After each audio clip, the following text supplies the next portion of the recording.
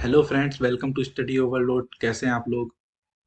तो आप हम लोग शुरू कर रहे हैं मैथ्स में टाइम एंड वर्क टॉपिक से, जो कि काफ़ी इंपॉर्टेंट टॉपिक है। आपको हर एग्जाम में इससे लगभग एक दो क्वेश्चन देखने को मिल ही जाता है। तो हम लोग इस टॉपिक से रिलेटेड कुछ इंपॉर्टेंट क्वेश्चन डिस्कस करेंगे। तो पहले क्वेश्चन से हम शुरू करते हैं। क्वेश्चन इंग्लिश में लिखे हुए हैं, लेकिन मैं इनको हिंदी में भी एक्सप्लेन करूंगा आपके लिए। तो पहला क्वेश्चन पढ़ते हैं। क्वेश्चन कह रहा है कि P and Q can complete a work together in 20 days. P is one third efficient as Q. If 2 by 5 of the work is done by P and Q together and the remaining work is done by R, the work gets completed in 26 days. Find in how many days will R complete the work. तो question कह रहा है कि P और Q अगर एक काम को 20 दिन में करते हैं और P Q से 1/3 एफिशिएंट है, 2/5 वर्क को P और Q साथ में मिलकर कर देते हैं और पूरा काम 26 दिन में कंप्लीट होता है। तो आपसे पूछ रहा है कि अगर आर अकेला इस काम को करेगा तो कितने दिन में करेगा। मतलब वो आपसे कह रहा है कि पी और क्यू ने 2/5 ही काम किया है। तो अगर पूरा काम 20 दिन में कर रहे हैं, पूरा काम कर रहे हैं 20 दिन में, लेकिन किया उन्होंने कितना है, 2/5 ओनली। तो अगर केवल 2/5 करेंगे तो कितना दिन आ जाएगा हमारे पास, 8 दिन आ जाएगा कि पी और क्यू ने जो है 8 दिन काम किया है। पी और क्यू ने किया है 8 दिन काम। उसके बाद हमें दे रखा है कि बाकी का बचा हुआ काम है वो आर करता है और टोटल काम कंप्लीट होता है 26 दिनों में। यानी कि अब रिमेनिंग डेज बचे हैं कितने, 18। रिमेनिंग डेज 18 है। इसको करता है अकेला आर। तो आर के लिए जो बचा हुआ काम है वो बचा है 2/5 तो कर दिया था पी और क्यू ने। तो अब रिमेनिंग जो वर्क रह जाएगा वो हो जाएगा 3/5। तो आर अकेला करेगा 3/5 वर्क को, जिसके लिए उसके उसको लगे हैं 18 दिन।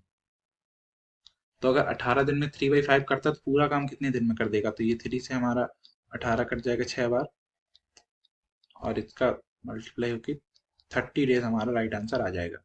ऑप्शन नंबर डी करेक्ट हो जाएगा। इसमें जो दिया था डाटा कि P is one third efficient as Q, इसकी हमें कोई ज़रूरत ही नहीं थी। अगर आप दूसरे मेथड से लगाते हैं तो बड़ा हो जाएगा, तब इसका यूज़ होगा, लेकिन इसकी कोई ज़रूरत ही नहीं थी। सीधा इसको कर सकते हैं कि 3/5 अगर वो 18 दिन में कर रहा है तो टोटल वर्क 30 डेज में आ जाएगा। इजी क्वेश्चन था। चलते हैं अगले क्वेश्चन पे। नेक्स्ट क्वेश्चन आपके सामने ये कह रहा है कि Veer can do a piece of work in 40 days and Sameer can do the same work in 80 days। तो वीर और समीर की एफिशिएंसी का रेशियो आ जाएगा 2:1। क्योंकि वीर कर रहा है 40 दिन में तो वीर की एफिशिएंसी हो जाएगी 2, और समीर कर रहा है 80 डेज में तो इसकी एफिशिएंसी हो जाएगी 1, इनका रेशियो। और अगर हम टोटल वर्क की बात करें तो टोटल वर्क हमारा 40 और 80 का एलसीएम आ जाएगा, 80 हमारा टोटल वर्क हो जाएगा। उसके बाद कह रहा है कि Veer start work and work 22.5 days, यानी कि वीर काम शुरू करता है और वीर कर रहा है 22.5 डेज काम। तो वीर ने काम शुरू किया और 22.5 डेज ने काम किया। ठीक है। उसके बाद कह रहा है कि and then Sameer work alone, Sameer ने अकेले काम किया और 15 दिन तक काम किया। तो समीर कर लेगा 15 दिन तक। उसके बाद कह रहा है the remaining work is completed by Veer and Satish. तो अगला जो बचा हुआ काम है वो वीर और सतीश ने पूरा किया है, लेकिन अल्टरनेट डेज से। कह रहा है 12 डेज ऑन अल्टरनेट डेज, मतलब एक दिन वीर काम करेगा एक दिन सतीश काम करेगा। तो इन्होंने अगर 12 दिन टोटल काम किया है तो उसमें से हम मान लेंगे कि 6 दिन वीर ने किया होगा, 6 दिन सतीश ने किया होगा। तो अब हम पहले ये देखते हैं हमारा टोटल वर्क हो कितना चुका है, क्योंकि 22.5 डेज किया था वीर ने वर्क। तो वीर की एफिशिएंसी है 2, यानी कि ये कर लेगा 45 वर्क। तो 45 वर्क हमारा वीर ने कर लिया। और समीर समीर की एफिशिएंसी है 1, समीर ने वर्क किया था 15 दिन तक, यानी कि 15 काम ये कर लेगा। उसके बाद वीर ने 6 दिन और काम किया है अल्टरनेट डेज पे, इसकी एफिशिएंसी 2 थी, तो ये 12 काम ये कर लेगा। अब हमारे पास बचा है, इसकी हमें एफिशिएंसी नहीं पता है, सतीश की एफिशिएंसी नहीं पता है, तो इसका वर्क कैसे निकालेंगे। तो देखो 45 प्लस 15 हो जाएगा हमारा 60, और उसके बाद इसमें 12 जोड़ देंगे तो हमारा 72 आ जाएगा। 72 वर्क ये इतना हो चुका है वीर और समीर का मिला के। तो और हमारे पास टोटल वर्क था 80, यानी कि ये सतीश ने जो 6 दिन काम किया है, उसने 6 दिन में 8 यूनिट वर्क किया है। तो अगर इसकी एफिशिएंसी निकालेंगे तो 8/6 का हमारा 4/3 इसकी एफिशिएंसी आ जाएगी। तो अब हमें सबकी एफिशिएंसी पता है। वीर की एफिशिएंसी 2 है, और समीर की एफिशिएंसी 1 है, और सतीश की एफिशिएंसी 4/3 है। उसने हमसे पूछा था कि the find then find how many days will be required to complete work if all works together, कि अगर सारे ये तीनों लोग साथ मिलकर काम करेंगे तो उसी काम को कितने दिन में करेंगे। तो इसके लिए हम कुछ नहीं, टोटल वर्क हमें पता है 80 है, इसमें सारे सबकी एफिशिएंसी जोड़ के उसका भाग दे देंगे तो हमारा आंसर आ जाएगा। लेकिन इसका फ्रैक्शन में अगर एफिशिएंसी तो 3 का गुणा कर देंगे सब में, तो ऊपर हमारा वर्क में 3 का गुणा हो जाएगा, और नीचे इधर हो जाएगी एफिशिएंसी 6 + 3 + 4, तो ये जाएगी 13। तो ये हो जाएगा 240/13। अब देखो, अगर इसका हम 20 बार करते तो होता 260, लेकिन हमारे पास है 240, यानी कि अगर इसका आंसर जो है 20 के आसपास आएगा। 20 के आसपास केवल एक ही ऑप्शन है हमारा, ऑप्शन नंबर डी। तो ये हमारा राइट आंसर हो जाएगा। अगर आप चाहें तो पूरा भाग दे के भी देख सकते हैं, इतना ही आएगा। ठीक है, चलते हैं हमारे नेक्स्ट क्वेश्चन पे। अगला क्वेश्चन है कि Ram, Ravi and Ratan can alone do the work in 9 days, 12 days and 15 days respectively. They decided to complete a work by working in turn. Ram works alone on Monday, Ravi does the work on Tuesday, followed by Ratan working alone on Wednesday, and so on. What proportion of the work is done by Ravi? तो ये आपसे कह रहा है कि रवि, राम और रतन तीन लोग हैं जो कि 9, 12, 15 दिन में काम करते हैं एक काम को, लेकिन वो ये डिसाइड करते हैं कि अकेले अकेले काम करेंगे। तो राम करेगा मंडे को, और रवि ट्यूसडे को, और रतन वेडनेसडे को, और ऐसे ही इनका साइकिल चलती रहेगी। एंड में आपसे पूछ रहा है कि अगर जब पूरा काम कंप्लीट हो जाएगा तो उसमें रवि का कितना पार्ट होगा, मतलब रवि अकेले पार्ट का कितना भाग करेगा। तो उसके लिए पहले तो हमें टोटल वर्क निकालना पड़ेगा। उसके लिए हमें दे रखा है कि राम कर रहा है 9 दिन में, रवि कर रहा है 12 दिन में, और रतन कर रहा है 15 दिन में। तो आपको पता है अगर इसका टोटल वर्क निकालना है तो इनका एलसीएम ले लेंगे। एलसीएम हमारा आ जाएगा 180। ये हमारा टोटल वर्क निकल के आ गया। अब इसके बाद इनकी एफिशिएंसी देखेंगे, तो राम की एफिशिएंसी हो जाएगी 20, और रवि की एफिशिएंसी हो जाएगी 15, और रतन की एफिशिएंसी हो जाएगी 12। अब ये एक एक दिन करके काम करेंगे। एक दिन करेगा राम, एक दिन करेगा रवि, और एक दिन करेगा रतन, और वापस से यही साइकिल रिपीट होगी। तो हम पहले ही देखते हैं कि 3 दिन में ये टोटल कितना काम कर रहे हैं। तो 3 दिन में ये 12, 15 हो जाएगा, 27 और 20, 47। यानी कि ये दोनों 3 दिन में 47 वर्क कंप्लीट कर लेंगे। और वर्क हमें करना है टोटल 180। देखते हैं कितनी साइकिल लगेंगी इनको। तो पहले हम जाएंगे 3 साइकिल तक, 4 तक जाएंगे तो ज़्यादा हो जाएगा। 3 साइकिल तक जाएंगे तो हमारा जो टोटल वर्क डन निकल के आएगा हो जाएगा 141। यानी कि अगर 3 साइकिल जब हो जाएंगी तो हमारा 141 कंप्लीट हो चुका होगा। तो रिमेनिंग वर्क जो रह जाएगा वो होगा 39। 39 वर्क और बचा है। तो 39 के लिए पहले तो जाएगा राम। राम 20 यूनिट खत्म कर देगा। राम 20 यूनिट खत्म कर देगा तो रिमेनिंग कितना रह जाएगा, 19। 19 के बाद फिर जाएगा रवि। रवि कर देगा 15 यूनिट। उसके बाद बचेगा 4, तो 4 करेगा एंड में रतन। और हमसे पूछा किसका है, हमसे पूछा है कि रवि कितना काम करता है। तो रवि की देखो 3 साइकिल तो यहाँ पे कंप्लीट हो गई थी, और एक साइकिल इधर पे, तो रवि की पूरी 4 साइकिल कंप्लीट हुई, और रवि की एफिशिएंसी थी 15। तो रवि कितना काम करेगा, टोटल निकल के आ जाएगा 15 × 4, 60। यानी कि रवि जो है वो 60 यूनिट काम कर रहा है। तो 60 यूनिट काम कर रहा है। टोटल वर्क हमारा था 180। टोटल वर्क था 180, इसमें 60 रवि ने किया है, तो ये हो जाएगा 1/3। तो सी आपका राइट आंसर हो जाएगा। ठीक है, अब चलते हैं नेक्स्ट क्वेश्चन की तरफ। तो क्वेश्चन में दे रखा है B is 20% more efficient than A. B started the work and do it for x days, then B is replaced by A. A completed the work in X plus 8 days. Ratio of work done by A and B is 3:2. In how many days A and B working together to complete the whole work? कह रहा है कि B A से 20% ज़्यादा efficient है। B किसी काम को शुरू करता है और X दिन तक काम करता है, उसके बाद ए बी को रिप्लेस करता है और x+8 डेज में काम पूरा करता है। ए और बी का जो टोटल वर्क का रेशियो है वो हमें ए एंड बी दे रखा है। पूछ रहा है कि अगर ए और बी दोनों साथ में मिलकर काम करते तो उन्हें टोटल कितने दिन लगते काम करने में। सबसे पहले हमें इसकी रेशियो दे रखा है ए और बी की एफिशिएंसी का, तो हम वो लिख लेंगे। हमारे ये आ जाएगा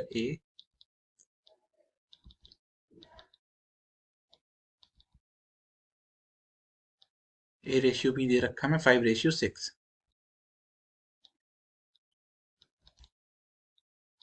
क्योंकि 20% ज़्यादा, 20% की वैल्यू होती है 1/5, तो ये 5:6 हो जाएगा। ये हमारी एफिशिएंट ए रेशियो बी हो जाएगा हमारा 5:6।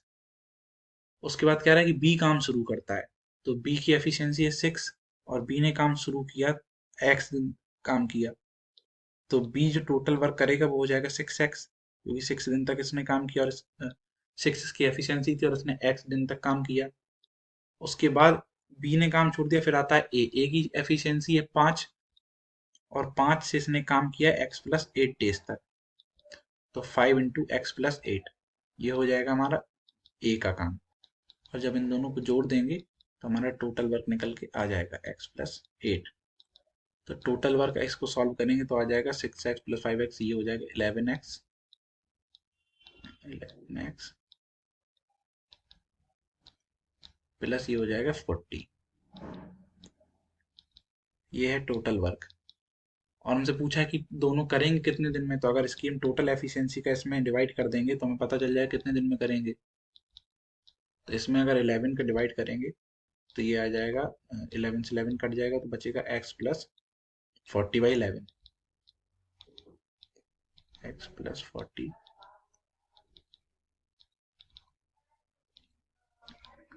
x+40/11। अब ये हमें निकल के आ गया हमारा आंसर, लेकिन अभी हमें x की वैल्यू और फाइंड करनी है पूरा आंसर देने के लिए। तो x की वैल्यू 5 करने के लिए उसने दूसरा डाटा दे रखा है। कह रहा है कि ए और बी ने जो काम किया है उसका रेशियो 3:2, यानी कि ए ने जो काम किया है, ए ने कितना काम किया था, ए ने काम किया था 6x। ये है बी का काम, सॉरी। तो बी ने कितना काम किया था, बी ने काम किया था 6x, क्योंकि बी की एफिशिएंसी थी 6 दिन की। बी ने काम किया था 6x और ए का वर्क हम इधर रखेंगे, ए ने काम किया था 5x+40। ये है ए का काम, 5x+40। ये हो गया ए का काम। इसका हमें रेशियो दे रखा है 3:2।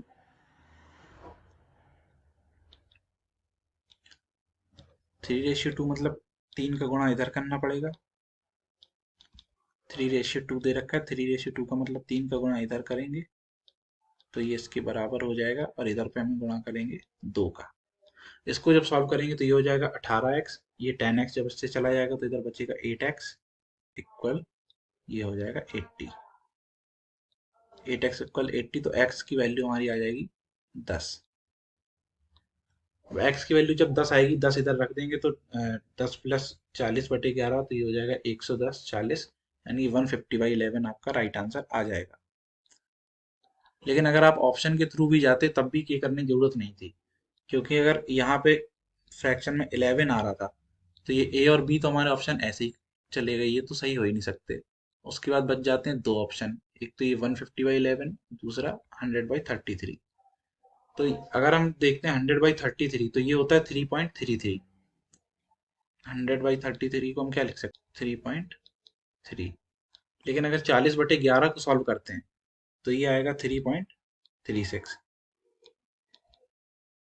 तो देखो ये 3.3 से बड़ा आ रहा है केवल ये वाला पार्ट, और उसके बाद हमें इसमें x प्लस भी करना है, तो x को अगर प्लस करेंगे तो इससे तो बड़ा ही आएगा।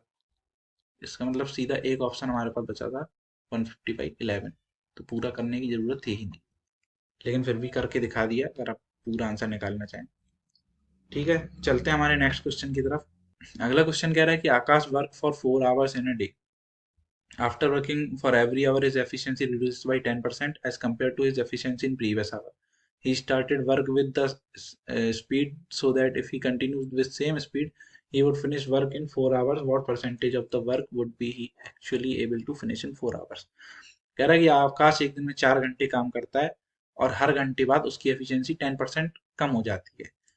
लेकिन अगर वो अपनी एफिशिएंसी कम नहीं करता है, जितना स्टार्टिंग में थी उतनी ही बराबर रख के काम करता है, तो 4 घंटे में काम खत्म हो जाएगा। तो आपसे पूछ रहा है कि 4 घंटे में टोटल परसेंट ऑफ वर्क निकालना है, मतलब 4 घंटे अगर वो काम करेगा तो कितने परसेंट वर्क वो कंप्लीट कर लेगा, क्योंकि उसकी एफिशिएंसी कम हो रही है 10% हर घंटे के हिसाब से। तो फाइनल में कितना परसेंट वर्क वो कर लेगा। तो सबसे पहले तो हम मानते हैं वर्क को 100। आप लोग पूछेंगे 100 क्यों माना। 100 इसलिए माना कि 100 मान के जो हम सॉल्व करके जो आंसर आएगा वो हमारा डायरेक्ट परसेंटेज में आएगा, तो उसको बाद में कन्वर्ट नहीं करना पड़ेगा। तो अगर हम टोटल वर्क 100 मानते हैं और वो दिन में काम करता है 4 घंटे, मतलब कि 25 वर्क वो करता है 1 घंटे में। अगर वो रेगुलर स्पीड से काम करता है तो 25 से करेगा 4 घंटे, तो उसका वर्क पूरा हो जाएगा। लेकिन उसकी एफिशिएंसी जो वो हर घंटे 10% से डिक्रीज हो रही है, तो हमें अलग अलग घंटे का वर्क निकालना पड़ेगा। पहले घंटे का वर्क हमारा आएगा 25 × 1। पहले घंटे तो उसी स्पीड से करेगा जिससे करता है, तो इसमें तो सीधा 1 का मल्टीप्लाई करेंगे, ये हो जाएगा पहले घंटे का काम। अब बात आती है दूसरे घंटे की। तो दूसरे घंटे में क्या होगा, दूसरे घंटे का जब वो काम करेगा तो उसकी एफिशिएंसी 10% कम हो जाएगी। तो 10% कम होने का मतलब होगा कि उसमें 0.9 का गुणा हो जाएगा। ये हो गया 0.9, ये हो गया उसका दूसरे घंटे का वर्क। अब जब वो तीसरे घंटे का काम करेगा तो फिर 10% और कम हो जाएगी। तीसरे घंटे के काम में क्या होगा, फिर से 0.9 का गुणा हो जाएगा, तो इधर पे आ जाएगा 0.81। ये आ गया तीसरे घंटे का वर्क। इसमें जब 0.9 का गुणा करेंगे तो ये हमारा आ जाएगा 0.729। ये हमारे चारों घंटे के अलग अलग वर्क निकल के आ गए। अब हमें निकालना है उसने टोटल वर्क कितना किया, तो इन चारों को जोड़ देंगे। तो इनको ऐड करने के लिए देखो 25 तो कॉमन आ जाएगा, ये हमारा 25 आ गया कॉमन। उसके बाद इनको चारों को कर देंगे ऐड। तो पहले से आएगा 1, प्लस में हो जाएगा 0.9,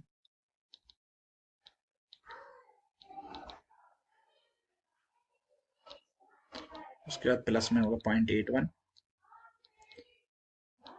0.81 प्लस 0.729।